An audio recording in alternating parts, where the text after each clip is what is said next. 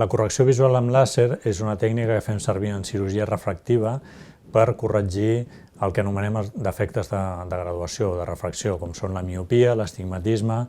i la hipermetropia.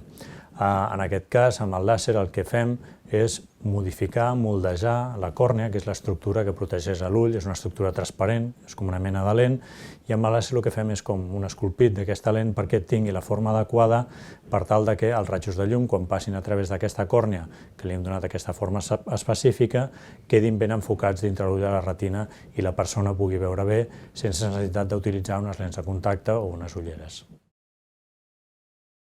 Tothom és un candidat potencial i nosaltres el que fem sempre és valorar-ho prèviament i tenint en compte dos aspectes, un potser més tècnic i un personal. Hem de valorar també les necessitats d'aquella persona en el seu entorn de treball, les seves aficions, etc. I després avaluem les característiques de l'ull que ens indiquen si aquell ull és un bon candidat o no i sobretot per quina tècnica seria la més adequada per corregir el tipus de graduació que tingui.